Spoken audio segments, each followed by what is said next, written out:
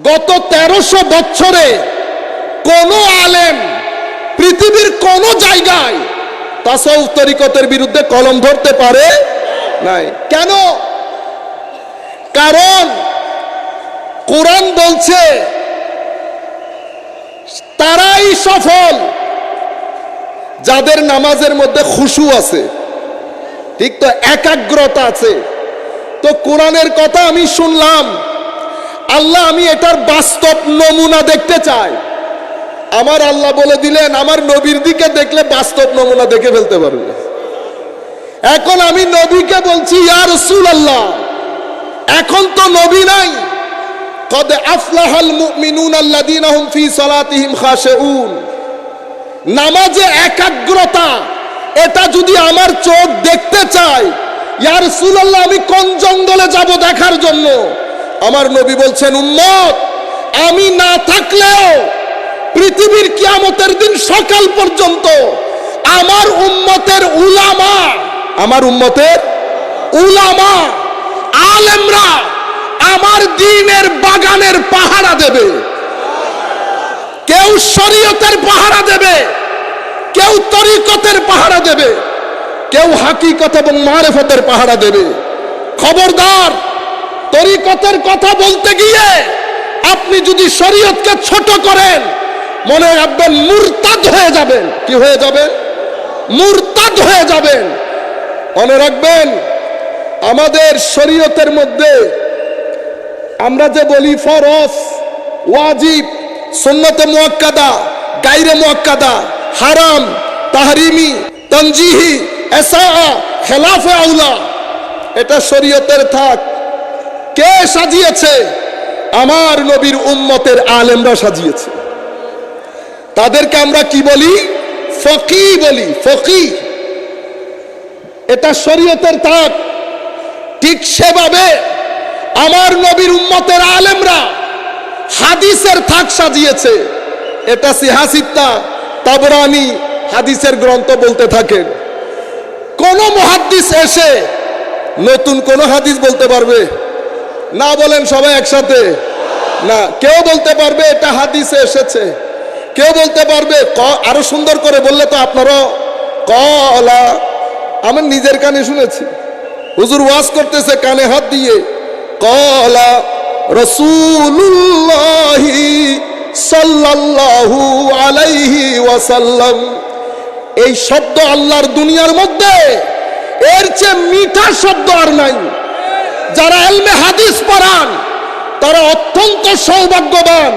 হাদিস স্কুলে যখন তারা ক্বালা রাসূলুল্লাহি সাল্লাল্লাহু আলাইহি ওয়াসাল্লাম, সবাই বলেন সাল্লাল্লাহু আলাইহি ওয়াসাল্লাম, অসম্ভব মিঠা জিনিস। কিন্তু আপনি ক্বালা রাসূলুল্লাহ বলে একটা হাদিস বললেন, এখন আপনার অধিকার আছে জিজ্ঞাসা করার এটা কোন কিতাবের মধ্যে এসেছে এবং এই হাদিস সম্পর্কে মুহাদ্দিসিনে কেরামের অভিমত কি। আপনি যদি বলেন আমি কোনো অভিমত মানি না, এটা নতুন, তাইলে আপনিও নতুন।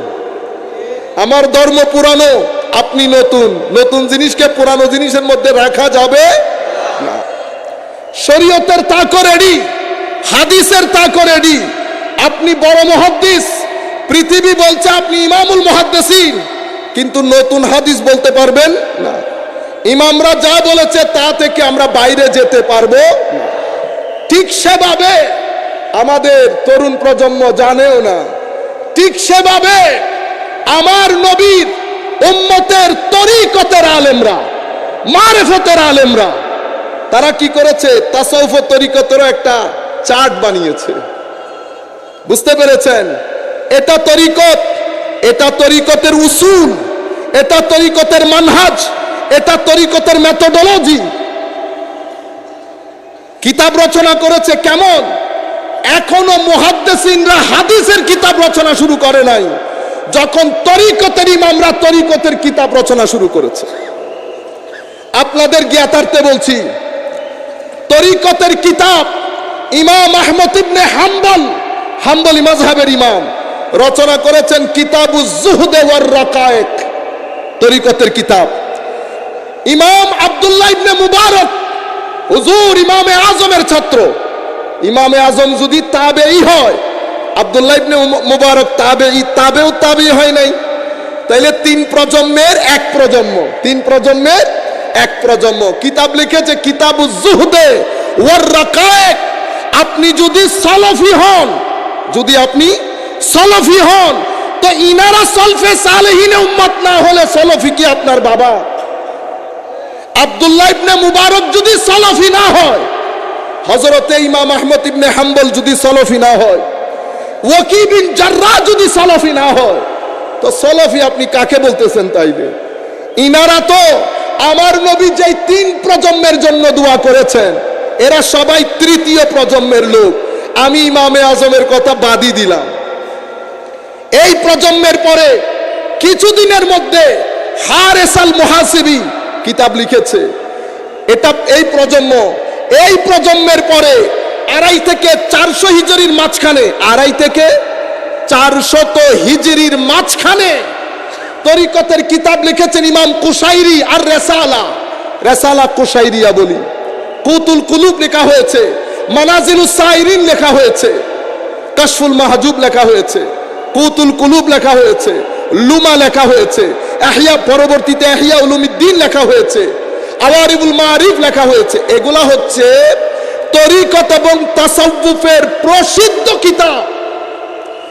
আপনি পৃথিবীর যেই প্রান্তে তরিকতের কথা বলবেন, এই কিতাবগুলা থেকে বাইরে যেতে পারবে না। যেভাবে হাদিসের কথা এখান থেকে বাইরে যেতে পারবে না।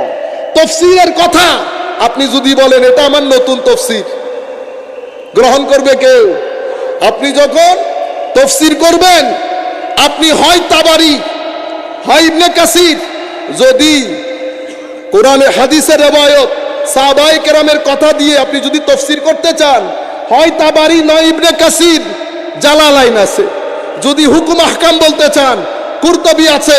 দার্শনিক তাফসীর করতে যান, মাফাতিহুল গায়ব ইমাম রাজির তাফসীর আছে। যদি আপনি হুকুম আহকাম বলতে যান, কুরতুবী আছে। আপনি যদি রুহানি তাফসীর করতে যান, রুহুল বায়ান, রুহুল মাহানি আছে, মাজহারি আছে, অসংখ্য তাফসীরের কিতাব। তাহলে আমরা নতুন কোন কথা আমাদের সমাজে বলতে পারবো না। আল্লাহর নবীর উলামারা, উম্মতের উলামারা আমাদের পুরা শরীয়তকে, এখানে গার্ডেন তো, এটা আল্লাহর নবীর বাগান। বাগানের আগে হাই গেট নির্ধারণ করা আছে। কোন গেট দিয়ে ঢুকবেন? তরিকতের গেট দিয়ে ঢুকবো। তরিকতের গেট দিয়ে ঢুকলে বড় বড় ইমাম দাঁড়ানো, জুনায়েদ বাগদাদি দাঁড়ানো, সাহাল তুস্তারি দাঁড়ানো, মারুফে কারখি দাঁড়ানো, হাবিব আল আজমি দাঁড়ানো, জুন্নুন মাসরি দাঁড়ানো।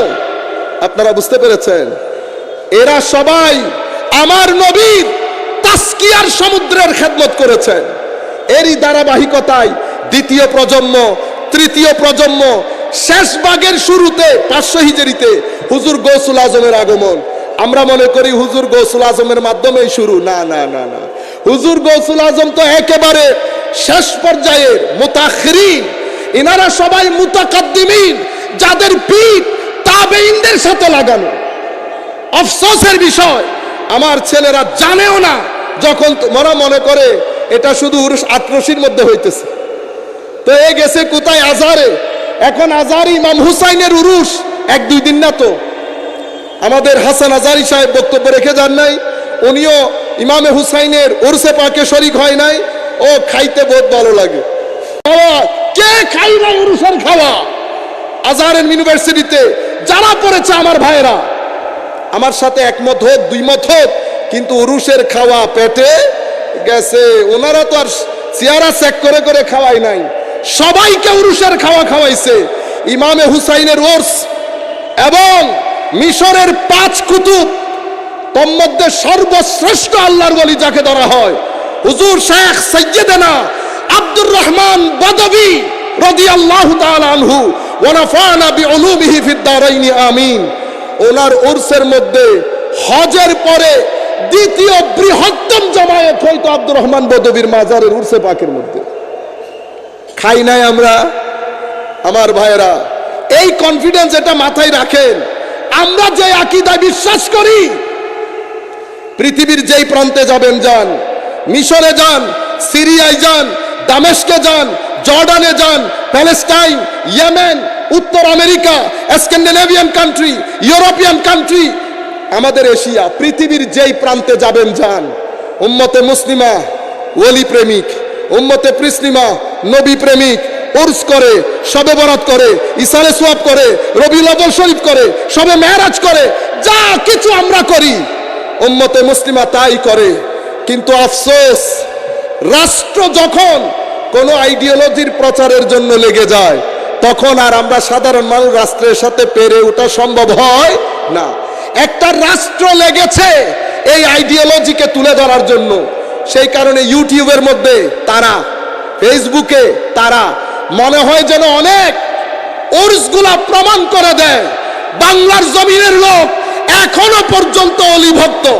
আল্লাহর ইজ্জতের কসম করে বলছি, গত 2-4 দিনে যতগুলো উর্সে পাকের মধ্যে গেছি, ঠাটে মারতা হুয়া সমুদ্র, সমুদ্রের ঢেউয়ের মতো মনে হয়েছে। এই তপ্ত গরমের মধ্যে মানুষ বসে দিনের পর দিন, ঘন্টার পর ঘন্টা আল্লাহর ওলির দরবারের চৌকাতে বসে থাকা, এটা চারটিখানি কথা নয়। আল্লাহর দরবারে শুকরিয়া, কিন্তু আফসোসের বিষয়, আফসোসের বিষয় আমরা কোনোভাবে এক হইতে পারতেছি না, কোনোভাবে এক জায়গায় আসতে পারতেছি না। ফিতনা আমাদেরকে পেয়ে বসেছে, লেগে আছে। আমরা প্রত্যেক দিন দুই ভাইয়ের মধ্যে সম্পর্ক ছেদ করি। আপনাদের কাছে বিনীত আরজ, আমরা বলি না সিলসিলা, কি বলি? সিলসিলা। সিলসিলা মানে কি? সিলসিলা মানে কি? আপনারা শিকল আছে না, শিকল, শিকল একটার সাথে একটা লাগানো, একটার সাথে একটা লাগানো। হুজুর আপনি কার মুরিদ? আমি অমুকের। উনি কার মুরিদ? আমি অমুকের। উনি কার মুরিদ? আমি অমুকের। যাইতে যাইতে কেউ শিহাবুদ্দিন সোহরাওয়ার্দীর সাথে লেগেছেন, কেউ খাজা বাবার সাথে লেগেছেন, খাজা মাইনুদ্দিনের সাথে, কেউ লেগেছেন বাকি বিল্লার সাথে, কেউ লেগেছেন মুজাদ্দেদ আলফেসানির সাথে, কেউ লেগেছেন বাহাউদ্দিন, কেউ মাইনুদ্দিন, কেউ মহিউদ্দিন, কেউ শিহাবুদ্দিন। আপনারা বুঝতে পেরেছেন তো? আমরা সুতরাং আমাদের এই সিলসিলা আমরা যেন এটাকে ছিঁড়ে না ফেলি। নতুন কথা এখানে আসবে না। আকীদা, আল্লাহ আল্লাহ রাসূলের, নারে তাকবীর, আল্লাহু আকবার, নারে রিসালাত, ইয়া রাসূলুল্লাহ, খাজা বাবা ফরিদপুরি জিন্দাবাদ, জিন্দাবাদ, বিশ্বওয়ালি ফরিদপুরি জিন্দাবাদ, জিন্দাবাদ, সত্য তরিকা জিন্দাবাদ, জিন্দাবাদ, তরিকা নকশবন্দিয়া মুজাদ্দিদিয়া জিন্দাবাদ, জিন্দাবাদ, ওলি আল্লাহ যেখানে আমরা আছি সেখানে, ওলি আল্লাহ যেখানে আমরা আছি সেখানে, নারে তাকবীর। সম্মানিত উপস্থিতি, আপনারা এখান থেকে যাওয়ার পরে এলাকার মধ্যে দারোয়ান রাখে না, দারোয়ান, দারোয়ানের মতো আল্লাহর নবীর দ্বীনকে পাহারা দেবেন। যেই তরিকতের শামিয়ানার নিচে আপনি অবস্থান নিয়েছেন, সেই তরিকতের গোলাম হিসেবে, সেই তরিকতের একজন পাহারাদার হিসেবে আপনার এলাকা পাহারা দেবেন। যখন আপনার এলাকা পাহারা দেবেন, ভাই চিনতে ভুল করবেন না। আমি এখনো পর্যন্ত আমার জীবনে এতগুলো জায়গায় তাকরীর করেছি, বলতে পারবেন কখনো আমি আমার পীরের নাম নিয়েছি? কখনো কোন মুনাজাতে আমার পীরের নাম নিয়েছি? যার ইলমের ফুয়ুজাতের কারণে আমার মতো জাহেল মূর্খ বাংলার জমিনে দাবিয়ে বেড়াচ্ছে, সেই মর্দে হকের নামও কখনো, বেশিরভাগ ক্ষেত্রে মুখে নামও আনি নাই। কেন? উনি আমাকে বলেছেন, বেটা কোন ব্যক্তির নাম নিবা না, আমরা সবাই আমার নবীর বাগানের খেদমত করছি। সুতরাং তুমি যদি আমার নাম নাও, মানুষ তোমাকে আমার সাইডে ফেলে দেবে। আমরা কেউ না, আমরা সবাই আমার নবীর বাগানের খাদেম। যারা নবীর বাগানের খেদমত করেছে, আমরা তাদের দরবারের ঝাড়ুদার, আমরা তাদের দরবারে আগত মেহমানদের জুতা ঠিক করি, টয়লেট পরিষ্কার করি। সুতরাং যখন এলাকা পাহারা দেবেন, যদি নামাজ না পড়েন পাহারা হবে, আমার নবী মনে কষ্ট পাবে না। যদি আপনি পুরা দিন চলে যাচ্ছে আপনার কাজে ব্যস্ত, একবার আল্লাহকে মহব্বত করে ডাক দিলেন না, তো আমার আল্লাহর খারাপ লাগবে না এটা? আমার আল্লাহকে যখন আপনি ঘরে বসে ডাকেন, আল্লাহ, কত মহব্বত আমার আল্লাহ করে। বান্দার কাছে আল্লাহ আমাদের পরিচয় তুলে ধরেছে কিভাবে জানেন? খাওয়াল্লাযীনা আমানু আশাদ্দু হুব্বান লিল্লাহ। হে পৃথিবীবাসী, যারা মুমিন হয়েছে তারা সবচেয়ে বেশি আমাকে ভালোবাসে। যাকে বেশি ভালোবাসি তার নামই কখনো নেই না, দুঃখে ইদার উদার করি সেই আল্লাহর নাম নেই না। সুতরাং পাহারা দেওয়ার সময় আমার নবী শরীয়তের রশি দিয়েছেন, তরিকতের রশি দিয়েছেন। দুই রশি যদি সাথে না রাখি তাইলে হয় পেট বের হয়ে যাবে নতুবা পিঠ বের হয়ে যাবে। শরীয়তের পিঠ, দ্বীনের পিঠ হচ্ছে শরীয়ত, দ্বীনের পেট তরিকত, দ্বীনের ব্রেইন মারেফত, দ্বীনের দিল হচ্ছে হাকিকত। আপনারা বুঝতে পেরেছেন? সব কিছু মিলে দিন। আপনি যেমন আজানের ওযুর ফরজের মধ্যে আরেকটা ঢুকাইতে পারবেন? পারবেন না। কেন? আমার নবী শরীয়তের বাউন্ডারি ঠিক করে দিয়েছেন। কেউ এখন শরীয়তের মধ্যে সংযোজন, বিয়োজন, পরিবর্তন, পরিবর্ধন করতে পারবে না। চেক ব্যালেন্স কে করবে? কোরআন এবং সুন্নাহ, কোরআন এবং সুন্নাহ। আপনি যাই বলেন তিন জায়গা থেকে ভেরিফিকেশন নিতে হবে, কোরআন থেকে, সুন্নাহ থেকে এবং উলামায়ে উম্মতের কাছ থেকে। ইয়া আইয়ুহাল্লাযীনা আমানু আতিউল্লাহ, হে মুমিন, আল্লাহর আনুগত্য, রাসূলের আনুগত্য এবং রাসূলের আনুগত্যে ফানা হয়ে যাওয়া উলিল আমর উলামায়ে কেরামের আনুগত্য গ্রহণ করো। সুতরাং আমি যা বলবো, যা করব, তিন জায়গা থেকে ভেরিফিকেশন লাগবে। কোরআনের ভেরিফিকেশন, সুন্নতের ভেরিফিকেশন, উলামায়ে উম্মতের ভেরিফিকেশন। উলামা তিন প্রকারের। কয় প্রকারের? আহলুদ দারায়া, আহলুর রিওয়ায়া, আহলুল মুশাহাদা। যদি বলতে চান আহলুল হাকিকা বলতে পারবেন। আহলুর রিওয়ায়া কারা? তো যারা রিওয়ায়াত গুলো পৃথিবীর মানুষের ধারে ধারে পৌঁছিয়ে দিয়েছে, হাদিসের কিতাব, এরা আহলুর রিওয়ায়া। এদেরকে আমরা মুহাদ্দিসিন বলি। দ্বিতীয় দল আহলুদ দারায়া, যারা হাদিসের সমুদ্রে ডুব দিয়ে ফিকহ, হুকুম, আহকাম আমাদের কাছে নিয়ে এসেছেন, তারা আহলুদ দারায়া। তাদেরকে আমরা ফকি বলি। আহলুল হাকিকা কারা? আহলুল হাকিকা হচ্ছে ওই সমস্ত আলেম যারা শরীয়তের ভিতরকে উম্মতের জন্য বাহিরে নিয়ে এসেছে, যারা আল্লাহর ওলি।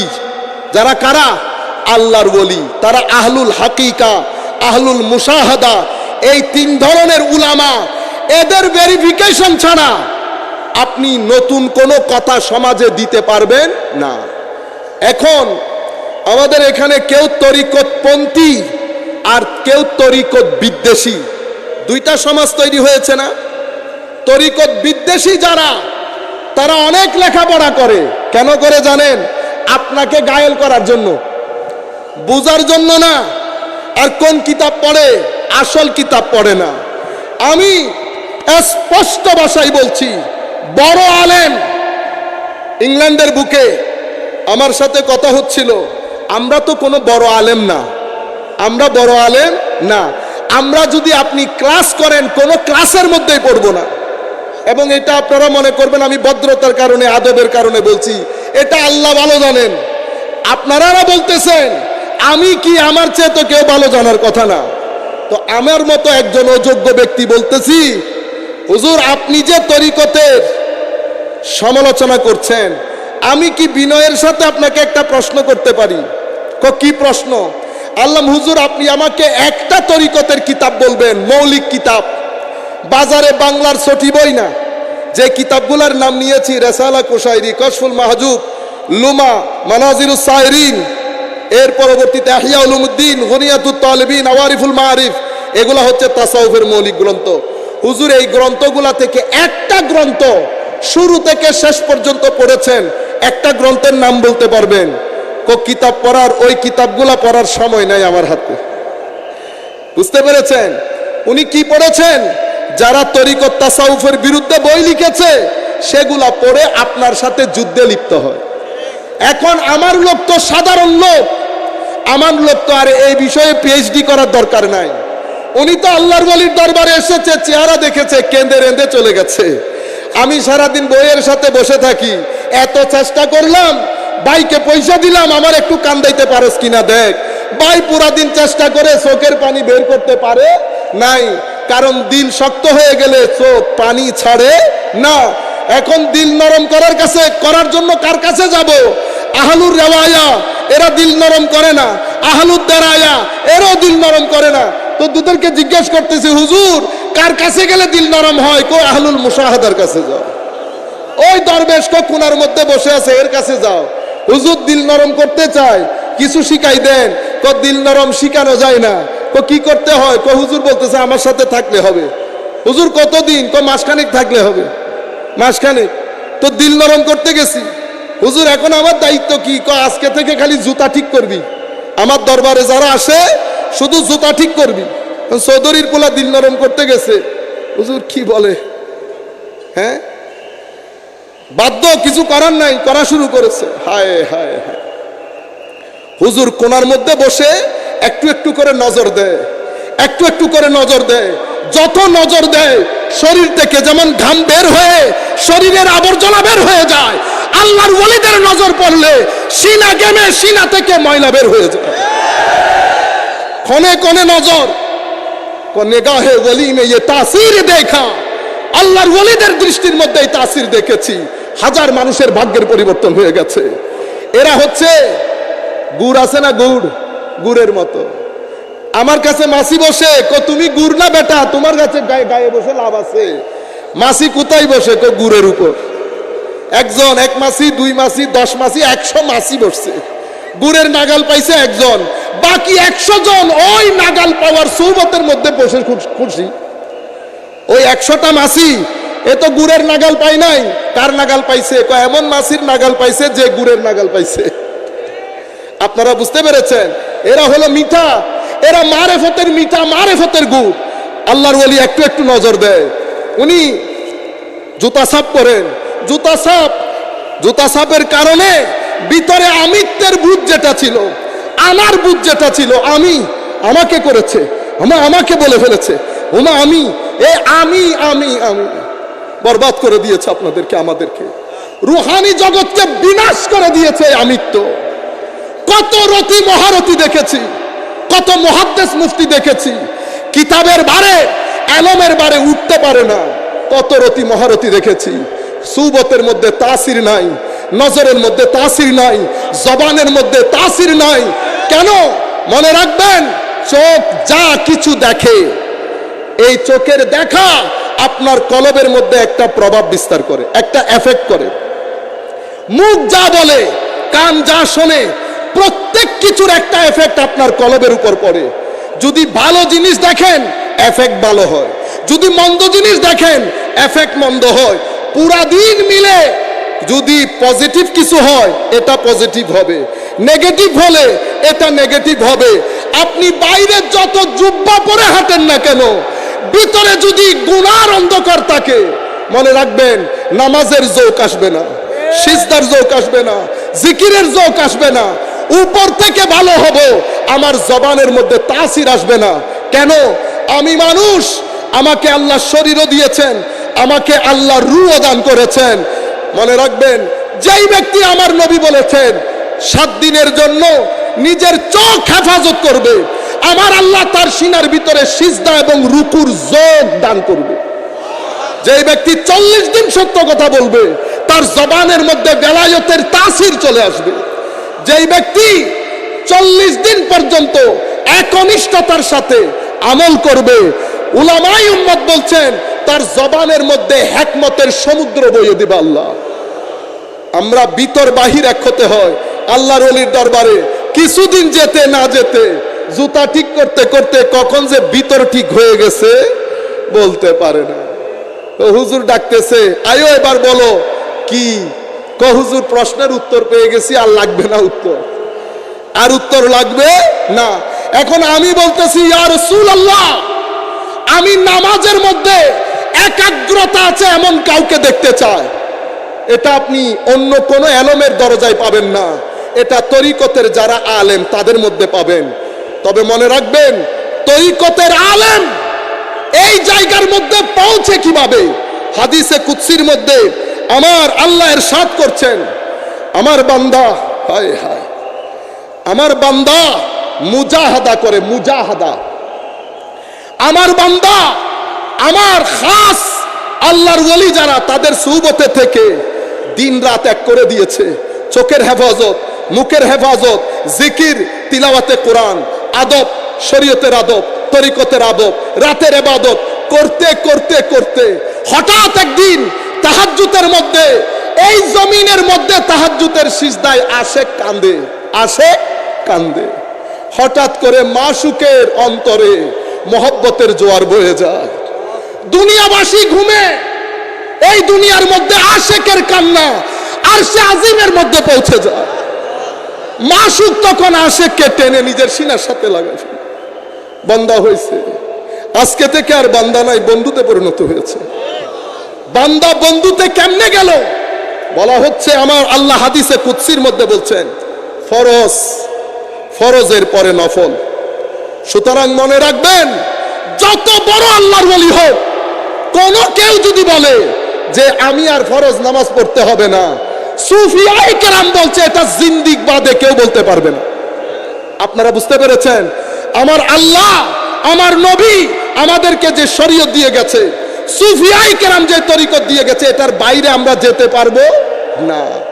মনে রাখবেন, মূল কথা যেটা বলতে চেয়েছিলাম, যারা মুনকের তারা পড়ে আপনাকে ঘায়েল করার জন্য, আর যারা আমরা আছি, আমরা তো পড়ি না, আমরা জানিও না, আমাদের ঘরে কোনো কিতাবপত্রও নাই।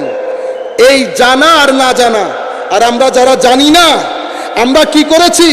তরিকতের ফরজ যেটা, এটাকে মুস্তাহাবে নামাইছি, মুস্তাহাবটাকে ফরজে তুলেছি। না জেনে হোক, না বুঝে হোক, এই জায়গার মধ্যে যদি একটা বড় পরিবর্তন আনতে না পারি, তাহলে আমরা ওই বলেছি এলাকার মধ্যে দারোয়ানগিরি আমরা করতে পারবো না। আপনাকে জানতে হবে তরিকত কাকে বলে, তাসাউফ কাকে বলে, উর্স কাকে বলে, আমরা কেন যাই, আমরা কি করি। যদি আপনি ভালো করে প্রচার করতে পারেন, তাইলে আপনি কি করলেন? আপনি খাজা বাবার পানিটাকে আপনি সামনের প্রজন্মের কাছে দিয়ে যেতে হবে না। আপনি পর্যন্ত পানি এসেছে, সেটা ঠিক আছে। এখন পানি যদি আপনার ছেলেপুলেদের কাছে নিয়ে যেতে চান, জমিন মাটি কেটে সামনে নিয়ে যেতে হবে না। এই মাটি তো না জানলে কাটতে পারবেন না। তখন আমি একটা বুঝাবো, আরেকজন আরেকটা বুঝাবে, দুঃখে ফেলে দেবেন আপনাদেরকে। মনে রাখবেন, জানার চেষ্টা করবেন, মানার চেষ্টা করবেন।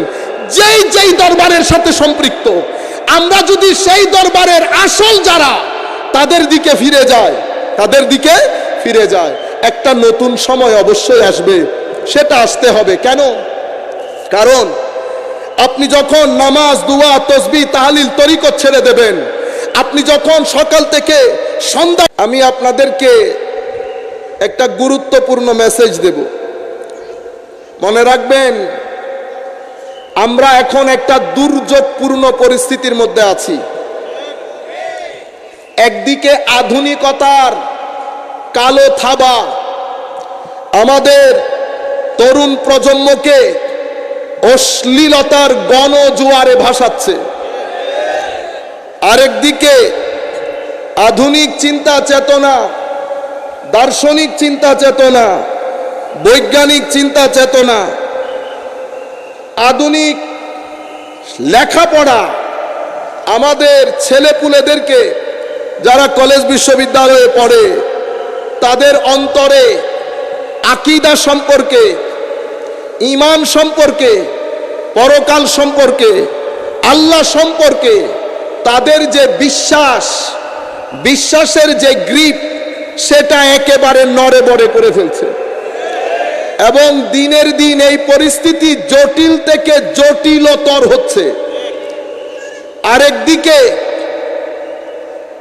কিছু দুনিয়া, কিছু লোক, কিছু টাকা পয়সা, জড়বাদী চিন্তা চেতনা, তরিকত বিরোধী চিন্তা চেতনা আমাদেরকে এত বেশি দুনিয়াদার করে ফেলেছে, আমাদের ঘরগুলো, যেই ঘরগুলোর মধ্যে আমাদের মুরব্বীরা আগে নামাজের মাধ্যমে, তিলাওয়াতের কোরআনের মাধ্যমে যেই সকাল আমাদের হতো, আমরা জানি আমাদের রান্নাঘরের দরজা খুলতো না, চায়ের ডেকচি কখনো চুলায় উঠতো না, যতক্ষণ আমাদের মা বাবারা ফজরের নামাজ, কোরআনের তিলাওয়াত এবং ছেলেদেরকে মসজিদে না পাঠাতো। সেই জায়গার মধ্যে একটা আমূল পরিবর্তন এসে আমরা এখন এগুলা ভুলে গেছি।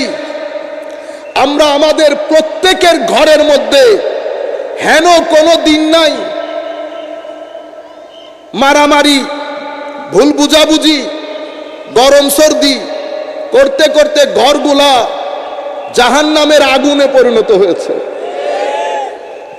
অন্যদিকে বাংলাদেশ যেহেতু সংখ্যাগরিষ্ঠ মুসলমানের দেশ, এবং এই দেশ, এই ভূখণ্ড, বাংলাদেশ বলেন, ইন্ডিয়া বলেন, পাকিস্তান বলেন, শ্রীলঙ্কা বলেন, আফ্রিকা বলেন, ইউরোপ বলেন, এই দেশে আমরা জানি সূর্য যেমন পূর্ব দিকে উঠে, এটা যেমন ইউনিভার্সাল ট্রুথ, এটা যেমন একটা সত্য কথা, ঠিক সেভাবে আমরা এটাও জানি আল্লাহর ওলিদের মাধ্যমে এই ভূখণ্ডে ইসলাম প্রচারিত হয়েছে, প্রতিষ্ঠিত হয়েছে, প্রসারিত হয়েছে।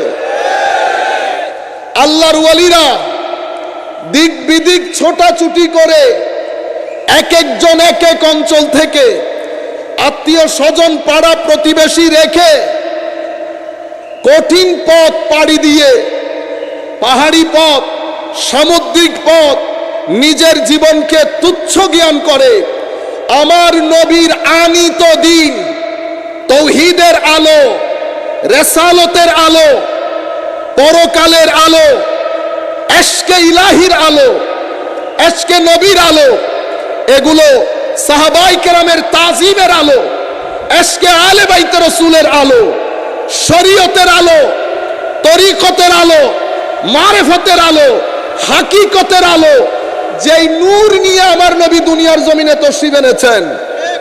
আমার নবী প্রত্যেকের সিনার ভিতরে যারা আমার নবীর মতো করে জীবন যাপন করতে চেয়েছেন, প্রত্যেকের সিনার ভিতরে এই নূর এসেছে, প্রত্যেকেই এই নূর নিয়ে পৃথিবীর মধ্যে ছড়িয়ে গেছে, দ্বীন ইসলাম প্রচার করেছে, প্রসার করেছে, প্রতিষ্ঠা করেছে। সম্মানিত উপস্থিতি, এটা আমরা সবাই জানি, কিন্তু গত কিছুদিন ধরে মুসলিম সমাজের তরুণ প্রজন্মকে এই ভয়াল পরিস্থিতিতে মহব্বতের কথা না বলে তাদেরকে আউলিয়ায়ে কেরামের দেখানো পথে না ডেকে নতুন নতুন কিছু কথাবার্তা বাইরে থেকে ইম্পোর্ট করা হয়েছে। সেই ইম্পোর্ট করা জিনিসের মাধ্যমে তরুণ প্রজন্মকে, আমাদের তরুণ প্রজন্ম, আমাদের ছেলে বাতিজাদেরকে শতধা বিভক্ত করা হয়েছে। ঘরের মধ্যে আমার ছেলে হঠাৎ করে ঢাকা থেকে আসে, একজন বলে নবী শেষ নবী না, আরেকজন বলে মাযহাব নাই, আরেকজন বলে হাদিস নাই। এখন অপেক্ষা করতেছি আরেক দল কখন এসে বলে কোরআনও নাই। আপনারা বুঝতে পেরেছেন? এখন আমি শুধু আপনাকে ব্যাকগ্রাউন্ডটা দেখাচ্ছি, কত ধরনের সমস্যার মাঝখানে আমরা দাঁড়িয়ে আছি। একদল এসে বলে নবী আখেরি নবী না, আরেক দল এসে বলে ধর্মের মধ্যে কোনো মাযহাব নাই, আরেক দল এসে বলে যারা হাদিস হাদিস বলে এখানে কোনো হাদিস নাই। বুঝতে পেরেছেন? আবার এরা সবাই মিলে আরেক দল আইসা বলে সাহাবায়ে কেরাম আহলে বাইতের উপর জুলুম করেছে, আরেক দল আইসা বলে আহলে বাইত এত স্পেশাল কিছু না, আরেক দল আইসা বলে ইমাম হুসাইন রাদিয়াল্লাহু তাআলা আনহু শাহজাদা, আরেকজনের নাম নিচে, এটা আমি মুখে আনতে চাচ্ছি না, এটা একটা পবিত্র জায়গা, কিন্তু আপনারা বুঝতে পারতেছেন তো কার? যেই খবিস লাইন ইমামে হুসাইনের বিরুদ্ধে তরবারি ধরেছে, সেও নাকি শাহজাদা। আমি মাঝে মধ্যে ইচ্ছে করে 32 দাঁত তো খসে পড়ার কথা ছিল, ঠিক না? কিন্তু শাহজাদা বললেও চেহারার মধ্যে কনফিডেন্স ছিল না, ডাকাইতের মতো ভীতি ছিল, ভীতি। কারণ সবার সাথে চৌধুরী যায়, সবার সাথে চৌধুরী যায়। আমি যখন নিজেকে সৈয়দ বলবো, এখন আমি যদি বলি আমি সৈয়দ মোহাম্মদ সাইফুল আজম, চেহারার মধ্যে কনফিডেন্স থাকবে না, কারণ আমি জানি আমি ওইটা না। তো মানুষ যারা ফেস রিড করে, পুলিশ ডিপার্টমেন্টে, আর্মি ডিপার্টমেন্টে জব করে, তারা চেহারা দেখে বলতে পারে, হয়তো আপনারাও বলতে পারবেন। তো যিনি শাহজাদা বলতেছেন, এটাও শাহজাদা, এটাও বলে শাহজাদা, আপনারা বুঝতে পেরেছেন? এটাও শাহজাদা মানে প্লেন চালাইতেছে, ওইটাও ড্রাইভার। আর আমার ভাই যিনি ঠেলা গাড়ি চালান, ওইটাও তো ড্রাইভার। বুঝতে পেরেছেন? আল্লাহ মাফি দে দে। এতগুলা জানিস, এগুলা সব আমাদের মুসলিম সমাজের মধ্যে প্রসারিত হচ্ছে। করতে করতে যেতে যেতে ইনারা আবার সবাই এক জায়গার মধ্যে একমত। কোন জায়গা? মিলাদুন্নবী নাই, শবে বরাত নাই, শবে মেরাজ নাই, 20 রাকাত তারাবি নাই, মাজার নাই, তাসাব্বুফ নাই। ও আছে কি? আপনারা বুঝতে পেরেছেন? এই হচ্ছে আমাদের তরুণ প্রজন্মের যুদ্ধ। তাইলে আমাদের ছেলেপুলে যারা রেখে যাচ্ছি, তাদের সামনে কোন কোন জায়গা থেকে ভয়াবহতা দেখেন। একদিকে আধুনিক চিন্তাধারা, লা ইলাহা ইল্লাল্লাহর উপর তার যে বিশ্বাস, পরকালের উপর তার যে বিশ্বাস, কোরআনের উপর তার যে বিশ্বাস, সেটাকে নড়েবড়ে করে ফেলছে। আরেকদিকে আধুনিকতার ছোঁয়া, আধুনিক সংস্কৃতির ছোঁয়া তাকে অশ্লীলতার নিচ থেকে নিচে নামিয়ে দিচ্ছে। আরেকদিকে ধর্মের নামে এই ধরনের শতধা মতবাদ তাকে উগ্রবাদিতাই অথবা উগ্রবাদিতার দিকে ঠেলে দিচ্ছে। মসজিদের মধ্যে মারামারি শুরু হয়েছে, মসজিদের মধ্যে মারামারি শুরু হয়েছে। এই ব্যাকগ্রাউন্ডের সামনে আমরা এখন আমাদের অবস্থান কি হবে? মনে রাখবেন, আপনি যেহেতু হক, আপনি হকের কথা বলবেন। কিভাবে বলবেন? যেভাবে বলবেন সেটা আমার নবী শিখিয়ে দিয়েছেন। উম্মত, দুনিয়া যেখানে যাবে যাক, তোমার কথার মধ্যে যেন হুসন থাকে, হিকমত থাকে, দলিল থাকে, মোটিভেশন থাকে, যেন তোমার মেসেজ ক্লিয়ার থাকে। ঢেউয়ের মধ্যে আমি যদি দিশেহারা হয়ে যাই, তাহলে তো আমি জাতিকে পথ দেখাইতে পারবো না। সংকট কেন তৈরি হলো? সংকটের মধ্যে এখন আমি আপনাকে আরেকটা গুরুত্বপূর্ণ মেসেজ দিই আমার মূল বক্তব্যে যাওয়ার আগে। সুফিবাদ, প্রথমে তো এটা আপনারা জেনে নেন, তাসাউফ এবং তরিকতের বিরুদ্ধে করে। তখন আপনি যার কাছে যাবেন, ওই নেগেটিভ এনার্জি ওই ব্যক্তির কাছে কনভেইড হয়ে যাবে। যখন আপনি গুনাহ অতিরিক্ত করতে থাকবেন, আপনার ভিতরের জগৎ লক হয়ে যাবে। কি হয়ে যাবে? লক। ভিতরের জগৎ যদি লক হয়ে যায়, সংকুচিত হয়ে যায়, এটাকে আমার আল্লাহ বলেছেন, ওয়াল্লাহু ইয়াকবিদু ওয়া ইয়াবসুতু ওয়া ইলাইহি তুরজাউন। বাস্তুল কলব মানে সিনা খুলে দেওয়া, কবদুল কলব মানে সিনাকে সংকুচিত করা। যদি সিনা সংকুচিত হয়, সিনা লক হয়, আপনার ভিতরে টেনশন আসবে, ডিপ্রেশন আসবে, হতাশা আসবে, আপনি মানসিকভাবে বিপর্যস্ত হয়ে যাবেন। আপনারা জানেন, এই তরিকতের মাজার বাগানগুলা না থাকলে আমাদের বাংলাদেশের মানসিক স্বাস্থ্য আপনি ঠিক রাখতে পারতেন না। আমি আপনাদেরকে একটা গুরুত্বপূর্ণ মেসেজ দেই। কিছুদিন আগে আমেরিকান এক ভদ্রলোকের সাথে কথা হচ্ছিল। উনি বলতেছেন, হুজুর আপনি কেমনে এই কথা বললেন? আমেরিকার স্বাস্থ্য ব্যবস্থা বাংলাদেশের স্বাস্থ্য ব্যবস্থার চেয়ে অনুন্নত। আমি বললাম, আপনি ভুল বুঝছেন। আমি এই কথা কখনো বলি নাই। আমি বলেছি আমেরিকার স্বাস্থ্য ব্যবস্থা বাংলাদেশের স্বাস্থ্য ব্যবস্থার চেয়ে কোটি গুণ ভালো, কোনো সন্দেহ নাই। কিন্তু বাংলাদেশের মানসিক স্বাস্থ্য আমেরিকার মানসিক স্বাস্থ্যের চেয়ে কোটি গুণ ভালো। শারীরিক স্বাস্থ্য আমেরিকারটা ভালো, মানসিক স্বাস্থ্য আমাদেরটা ভালো। সেই কারণে আমাদের ছেলেরা এখনো আত্মহত্যা ওই পর্যায়ে করে না। আপনার দেশের divorce high, crime high, drug dealing high, সেই অর্থে আমার দেশের মধ্যে এখনো স্থিতিশীল আছে।